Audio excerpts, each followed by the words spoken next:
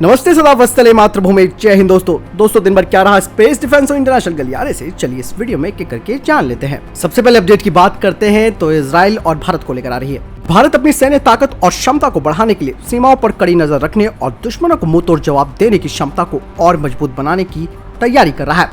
भारतीय सेना की निगरानी क्षमताओं में अब और इजाफा होने वाला है, क्योंकि जल्द ही वो इजराइल से अपने एडवांस हेरॉन ड्रोन को प्राप्त करने जा रही है, जो कि चीन के साथ वास्तविक नियंत्रण रेखा के साथ लद्दाख सेक्टर और अन्य क्षेत्रों में चीनी गतिविधियों पर कड़ी नजर रखने का काम करेंगे। वही डिफेंस सोर्सेज का मानना है कि कोरोना महामारी के कारण इस सौदे में देरी हुई है। भारतीय सेना को पूर्वी लद्दाख और अन्य क्षेत्रों में तैनाती के लिए जल्द ही 4 इजरायली ड्रोन मिलने जा रहे हैं। साथ ही सूत्रों ने बताया कि जल्द ही भारत आने वाले ये ड्रोन मौजूदा इन्वेंट्री में हेरॉन की तुलना में ज्यादा एडवांस होंगे और उनकी एंटी जैमिंग क्षमता उनके पिछले वर्जन की तुलना में काफी बेहतर होगी। चीन की तरफ से पूर्वी लद्दाख में जारी तनाव के बीच भारत ने सितंबर महीने में इजराइल में बने हेरॉन ड्रोन को अपग्रेड करने का अनुरोध किया था। इसी के साथ भारतीय सेना अमेरिका से भी मिनी ड्रोन प्राप्त करने जा रही है, जिनका इस्तेमाल पूर्वी लद्दाख और चीन की सीमा के साथ साथ अन्य क्षेत्रों में भी दुश्मन की गतिविधियों पर कड़ी नजर रखने के लिए किया जाएगा।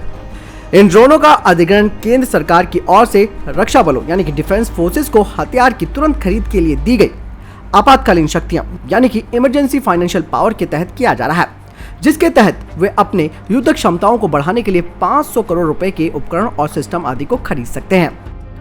अगली अपडेट भारत और न्यूजीलैंड को लेकर आ रही है। भारत और न्यूजीलैंड ने रक्षा एवं सुरक्षा, आतंकवाद से मुकाबला, साइबर सुरक्षा और जलवायु परिवर्तन के क्षेत्र में सहयोग को बढ़ाने का निर्णय लिया है।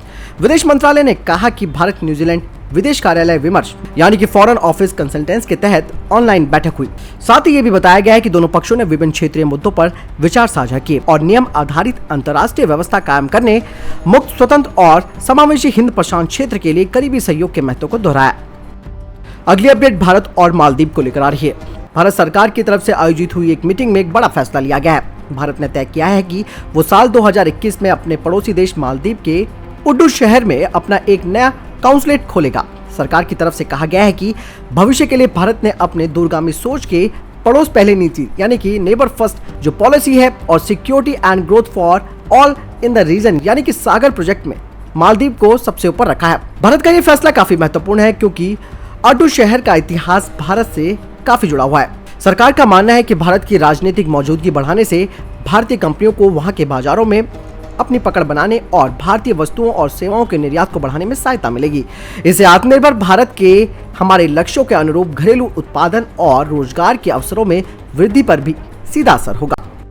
अगली अपडेट की बात करते हैं तो LCA AF MK2 को लेकर आ रही है। ब्रिटिश एरोस्पेस निर्माण कंपनी कोबहम लिमिटेड भारत और यूके के बीच एक नई स्ट्रेटेजिक पार्टनरशिप के हिस्से के रूप में सहयोग करने के लिए सहमत हो चुकी है और वे आने वाले LCA AF MK2 कार्यक्रम के लिए हवा से हवा में ईंधन भरने के मिशन के लिए एक रिट्रैक्टेबल एक्यूटेड प्रोब का निर्माण करेगी। 17.5 टन का LCA AF MK2 लड़ाकू जेट के विकास पर भारत तेजी से काम कर रहा है। स्केल मॉडल में LCA AF MK2 को एक फिक्स प्रोब के साथ देखा गया है, जैसे कि तेजस MK1 बेड़े के FOC कॉन्फ़िगरेशन में देखा गया है। लेकिन LCA AF MK2 में जो कि शुरुआती 3 प्री प्रोडक्शन यूनिट तक ही सीमित होगा, जो कि 2023 से बनने शुरू हो जाएंगे और उड़ान परीक्षण और विकासात्मक प्लेटफॉर्मों के रूप में व्यापक रूप से उपयोग भी किए जाएंगे, क्योंकि HAL और कोबम संयुक्त रूप से विमान के उत्पादन संस्करण के लिए रिट्रैक्टेबल एक्यूटेड प्रोब पर काम करेंगे, जो कि 2028 से होना शुरू हो जाएगा। इसके अलावा कोबम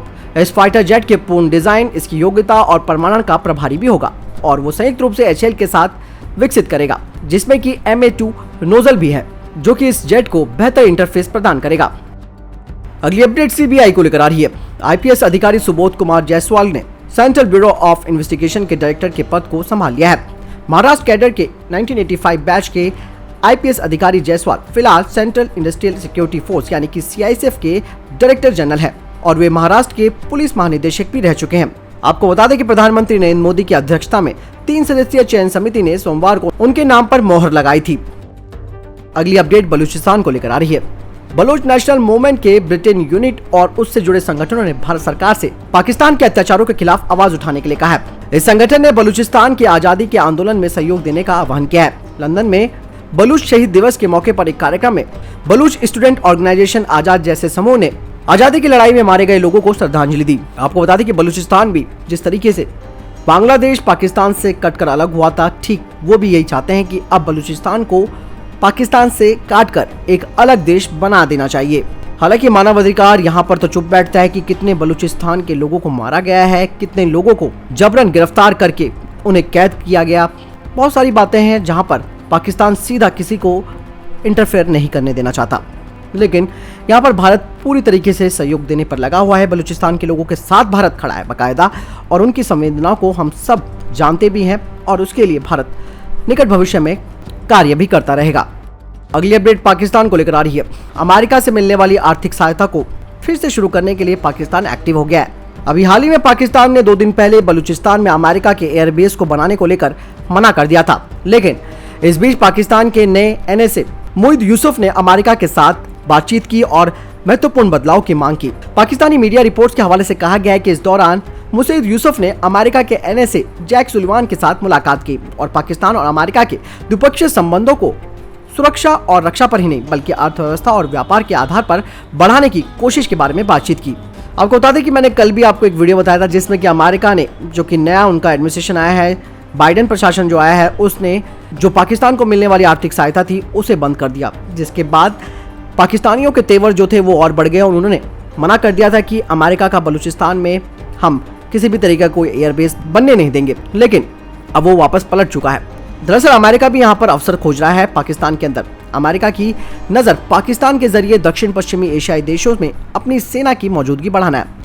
अमेरिका अफगानिस्तान से अपनी सेना की वापसी के साथ बलूचिस्तान में एक एयरबेस बनाकर यहाँ से नजर रखने की तैयारी कर रहा है। हालांकि पाकिस्तानी सरकार ने बलूचिस्तान में अमेरिका की उपस्थिति और एयरबेस बनाने के दावे को खारिज किया है, लेकिन अमेरिका के अधिकारी डेविड एफ हेलवे ने कहा कि पाकिस्तान ने अफगानिस्तान पर नजर रखने के लिए अपनी हवाई और जमीनी सीमाओं के उपयोग की अनुमति दे दी है।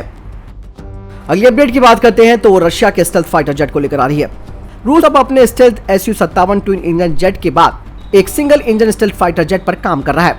2010 में Su-57 ने अपनी पहली उड़ान भरी, लेकिन अभी भी ये कई सारी प्रॉब्लम का सामना कर रहा है, जिसकी वजह से इसके प्रोडक्शन में देरी भी हुई है। आमतौर पर जो बड़ी वायुसेनाएं होती हैं वो अपने विभिन्न उद्देश्यों को पूरा करने के लिए सिंगल और ट्विन इंजन दोनों तरीके के लड़ाकू विमानों की तलाश करती है। जो सिंगल इंजन लड़ाकू विमान होते हैं वो शॉर्ट रेंज एयर डिफेंस और सतह हमले मिशनों के लिए काफी जबरदस्त माने जाते हैं। केवल एक इंजन के साथ हाई टर्न अराउंड टाइम होने के कारण उनकी स्वाभाविक रूप से जो रखरखाव की लागत होती है वो कम होती है।